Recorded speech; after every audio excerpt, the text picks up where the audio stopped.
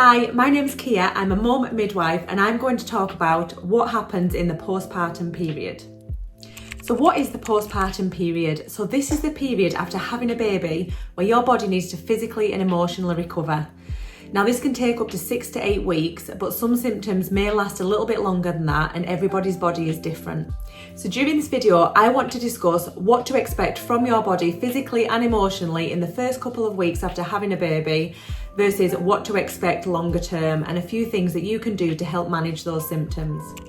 So physical recovery, this is your body recovering from the stress of pregnancy and childbirth. So I'm going to talk about what happens in that physical recovery stage. So what to expect of your body in the first couple of weeks after having a baby.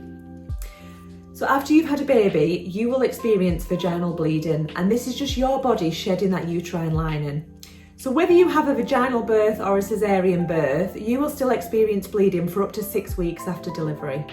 Another thing to expect is your breasts become quite engorged. Usually on day 3 or 4, when your milk is coming in, your breasts will be quite uncomfortable. So you can take paracetamol for this. If you're feeling quite fluey and unwell, that can be quite normal as this is happening. If that lasts for longer than a couple of days, just speak to your healthcare provider to make sure that there's nothing else going on. So another thing in the postpartum period that women can experience is night sweats, and this is due to hormonal changes. It can be your body trying to get rid of the excess fluid, and sometimes when you're breastfeeding, this can interrupt the body's heat regulation. So a few things you can do if you're experiencing night sweats is stay really well hydrated, try and keep your bedroom nice and cool, and just wear light clothing for bed. Something else that women can experience in the postpartum period is constipation. So this can also be linked to hormonal changes.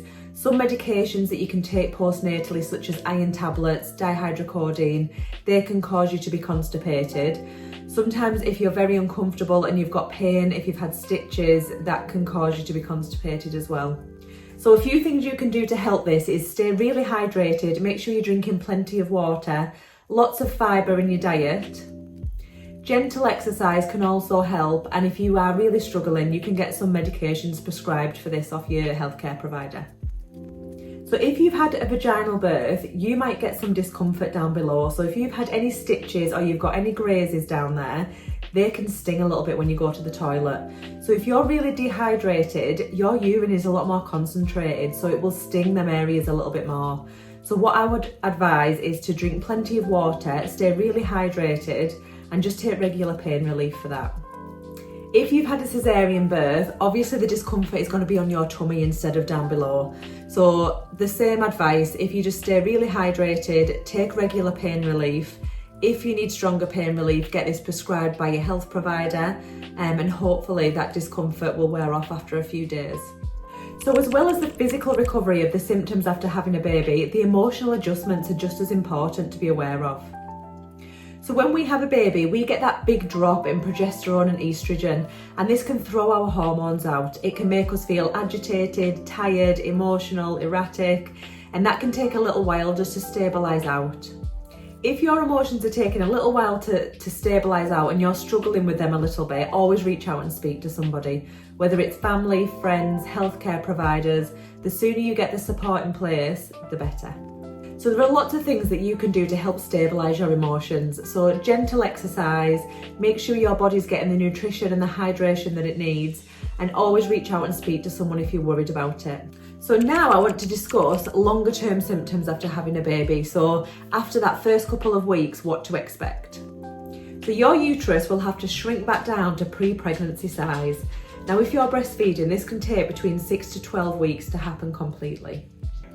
So when you've had a baby, this puts a lot of weight and a lot of strain on your pelvic floor muscles. So after you've had a baby, these muscles can be quite weak.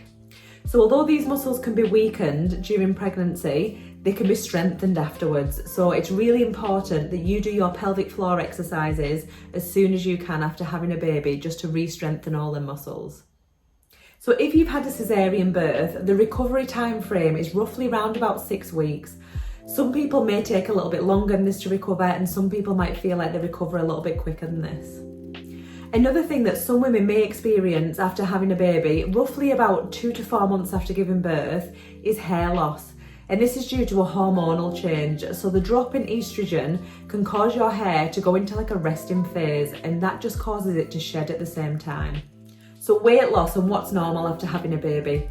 So you want to expect to lose roughly about 10 to 15 pounds when you have a baby. So you've got your placenta, you've got your baby weight, you've got excess fluids. So all that amounts to the weight that you lose in delivery. So although the physical recovery can take up to 6 weeks after having a baby, the emotional adjustments can take a lot longer. They can take up to 6 months after having a baby for all your emotions to completely stabilise out. And if you're breastfeeding, there's still a lot of emotional change going on. So just allow yourself that little bit of a longer time period for your hormones to resettle. So I hope you found this video helpful, and I hope you've got a little bit more insight about what to expect in the postpartum period.